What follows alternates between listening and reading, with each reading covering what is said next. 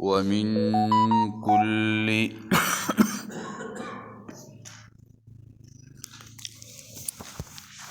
ومن كل الثمرات جعل فيها زوجين اثنين يغشي الليل النهار. سورة رعد هغا شروع هغی کی اولنی آیات تذکر شیوا چی باغی کی ترغیبو الی القرآن تا او بدویم آیت کی هغا عقلی دلائل ذکر کیدل چی اللہ هغا ذات تے چی دازمکا و اسمان استاول پیدا کردی دی او نور او سپومی استاول پارا تابع کردی دی او هر یو ددین چلیگی زی پخپل وقت مقرر باندی. یدبر الامر انتظام کون کے لئے در طول کارونو. یفصل الآیات لعلکم بلقاء ربکم توقنون. بیانوی اللہ تعالی دلائل لعلکم بلقاء ربکم توقنون دا پار دیج پا ملاقات در رب ستاسو یقینو کئی تاسو. دا دلائل زکا ذکر کئی چی تاسو دخپل دا رب پاغا ملاقات سشی یقین وکئی چی اللہ وی دا ازمکا دا اسماؤن نمیدل پیدا کردی دی بغیر دستنونا او بیا اخپل تجلی او غلبی حاصل کردی دا پا عرش باندی. نو لعلکم بلقاء ربکم توقنون تاسو یقین وکڑی تاسو یقین وساتی. درم چې الله ستاو د پاره د انور او سپومې مسخر کړي دي او دا چلیږي او بیا تاسو د خپل رب یقین نه ساتئ بلکې تاسو د خپل د رب د ملاقات یقین وکئ. او سلورم چې الله جل شانه انتظام کوونکی د ټولو کارونو جدا جدا. دا نه چې بس په دنیا کې بعضې وی غوسان دی بگی او دا بگی پلان کی دی او دا کارونه اغتا والا کری دی. اللہ یدبر الامر انتظام کون کے دا طول کارون جدا جدا زیم دا ہر سیز تدبیر کون کے دا غی انتظام چلون کے زیمہ بل سوک پا دنیا کی نشتا چی آغا دا کار چلی یا انتظام کئی بلکہ دا ټول کارون اللہ جل شانو پخپل کئی دای چاہتا والا کری ندی چی بس بل یو علاقه کې یو غوث دی او بس بعضې وی چې په هر دغه کې څلوېښت کسان او بیا په یو علاقه کې یو غوث او دا غوثان موسان نشته. ها دا ټول انتظام د ټولو کارونو څوک کوي؟ دا الله کوي. د دې انتظام چلونکی دا څوک دی؟ دا الله دی. دا الله نه ما سوا څوک دا انتظام کوونکی نشته بلکې. او بیا په دې باندې دا دلایل نو موږ ویلو چې دا صورت ممتاز دے بتنبیحات سرا. نو پدې کې یو تنبیح دا لعلکم د پاره د دې چې په ملاقات د رب تاسو یقین وکړئ چې دا دومره څلور دلایل ذکر شول پس د دلایل نوم بیا تاسو په خپل رب باندې د ملاقات یقین نه ساتئ. وس بل دلیل ذکر کړئ وهو الذي مد الارض وجعل فيها رواسي وانهارا. الله تعالی هغه ذات ته چې غوړولی دا ځمکه پس باندې په اوبو باندې وجعل فيها رواسي وانهار او پیدا کړي دي باغې کې پاخه غرونه و انهار او سیندونه او دریابونه. اے الله جل شانه تاسو د ځمکه وغوړوله. نو په دې باندې له بعضې خلکو دا کم سه سکولونه وایي که نه ټکنالوژي او دا څیزونه میزونه وایي نو هغوی به وایي هلکه مونږ خو ګورو هغه ګلوب غوندګي نه وایي په دې کې دا دنیا خو غونډه ده. نو چې کله سړی په یو میدان کې ودرېږي هغه سیکی نو دته دا بل نظر راځي چې دا غونډه ده بلکې دته دا اوږده په نظر راځي چې هلکه د دې خو دومره فاصلواله ده چې په نظر نه راځي. نو الله ځکه وایي دا مد الارض دا ځمکه مې دله سره خوره کړې ده راښکلې مې دل ده چې په هغې کې تاسو نظر اچوئ نو د هغې غونډوالی په نظر نه راځي بلکې د انسان په کتو سره چې ګورې تا د بل طرف خو نه راځي ته بیا چې هلکه دومره اوږد ځای دی.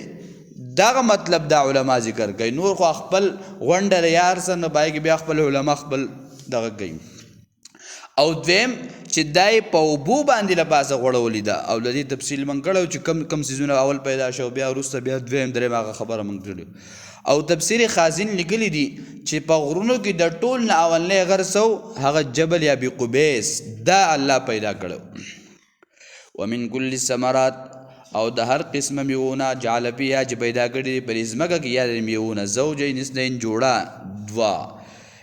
الله جل شانو څنګه په انسانانو کې دو جوړ دغه شانتي په حیواناتو کې دغه شانتي په دې بوټو کې نر او ماده کله کله چې دا هوا راشي بعض علما ذکر کوي چې د دې د هوا دوی د یو بل سر لګي د دې سره د دوی یو ځایواله راځي بیا د هغې نه پس هغه میوې او دا راځي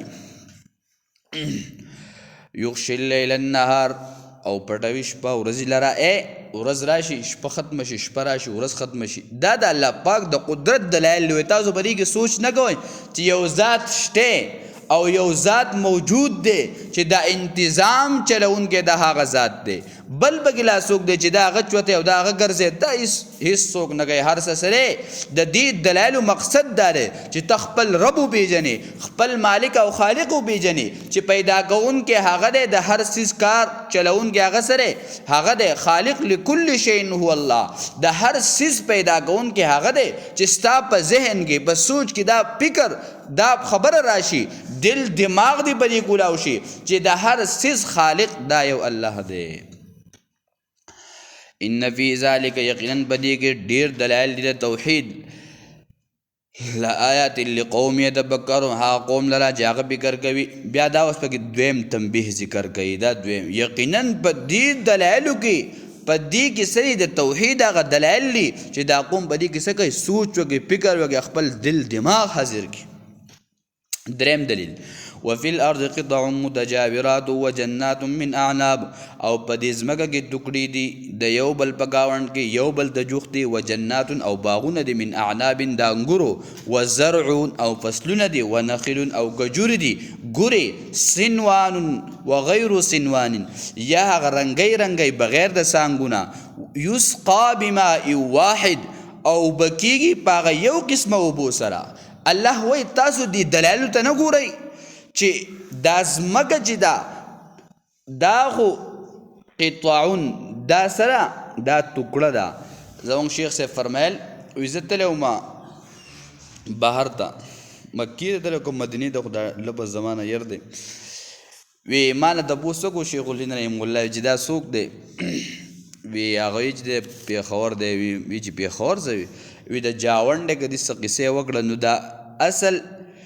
قطعون ویل کېږي ټوکړې ته چې د یو بل په ګاونډ کې دا ځمکې پخوا به دا پلان کې ټوکړه ده دا پلان کې د دې مشرانو ته به دا قصې میسې یادې پخوا به دا چل نو دا ځمکې چا پېژنده پوټ چا پېژنده او دا دې خو بس د دې لپاره خپل خبرې وي او دا ښکته خلک نه هغه بیا به ډېر ماهره دی چلو ضرورت نشته نو په دې ځمکه کې سرې ټوکړې د یو بل د جوختې په هغې کې باغونه دي د انګورو او فصلونه دي او کجورې دي یو تنی خو دومره بار دي څومره څانګې دلي یا هغه څانګې صحیح ګوري ګوري یا هغه څانګې نری نرنګي خو الله وایي دې قدرت ته وګوره بماء واحد په یو اوبو سره اوبه کېږي په یو هوا سره هوا بې راځي په یو نور سره بې لګي دا یو سپومۍ بې راځي او د یوې ځمکې نه پیدا کېږي خو که بل طرف ته وګوري ونفضل بعضها على بعض فی الاکل نو غوروالی ورکړی بعضو لا په بعضې باندې په خوند کې یو بده یو ځمکه ده یو هوا ده یو نور ده یو سپومۍ ده په دې کې اشاره صدر الله ته چې دا داسې یو رب شته چې دا ولې ټولې جدا جدا دي میوې جدا دي د یو اوبونه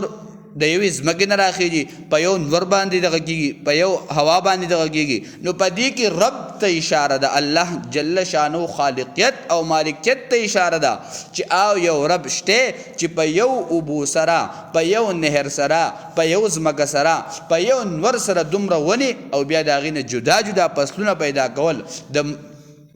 مڼې رنګ جدا مثلا شلتالو دی وایي په اته قسمه دی دا به کې پلان کړی او دا به کې پلان کړی نو دا د الله پاک سره دا د الله پاک د نښو دلایل دي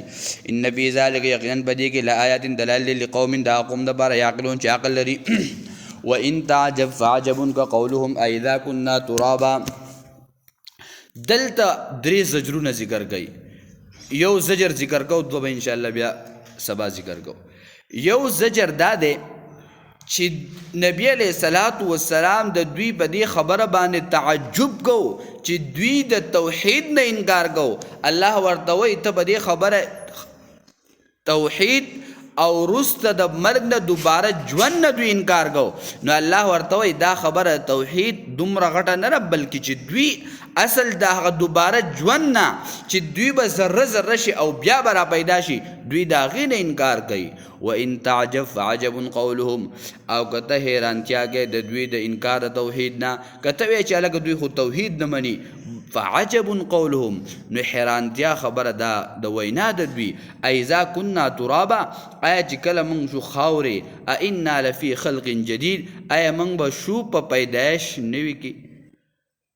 وی دا څنګه خبره ده. سورې سبا 22 سپاره کې به بیا راشي انشاءالله که ژوند و زندګي ورسېدو چې هلکه نور خلکو د را مشرکان وایي راشه یو سړی دی وی هغه دا دعوې کوي چې دلته یو کس دی او هلکه تاسو به مړه شئ او بیا به پیدا شئ نو هغه څه به کوي چې آیا دی یا په الله دروغ وایي او یا دا سړی ساحر دی نو دلته دغه خبره ذکر کوي چې وی توحید څه کوي زما پیغمبره بلکې دوی خو د آخرت نه انکار کوي چې بیا به موږ لا ژوندي کېږو. لکه واقعا کې راځي غالبا نظر بن حارث او عقبه دا دواړو کې بعض علما ذکر کوي وی هغه کوپړی د په لار روانو یو کوپړی پرته یو ډکې ولا ویړو هغه دې سریجي دا وی په خپل صادر کې رواجو په وغیرہ نبی علیہ السلام خو الله چې کله راغی نبی علیہ الصلوۃ والسلام ته ویجی ته وی چې ایزا کنا دوباره نه پیدا شته نه کوپړی لدی داسیس ویړو یو ګورداري دی په ډرک ډک وخاندل په شالاړ چې ته دوباره دا خو خاورې کېږي دا دې نه بس دوباره جوړ شي. نو الله جل شانه راولېږل چې لاول ژوند کول دا ګران چې کله سړی یو پیر وجود ته راشي بیا هغه د دوباره ژوند سره نو دغه نو په دې آیات کې دغه زجر دوی ته چې دوی پس د دوباره د مرګ نه چې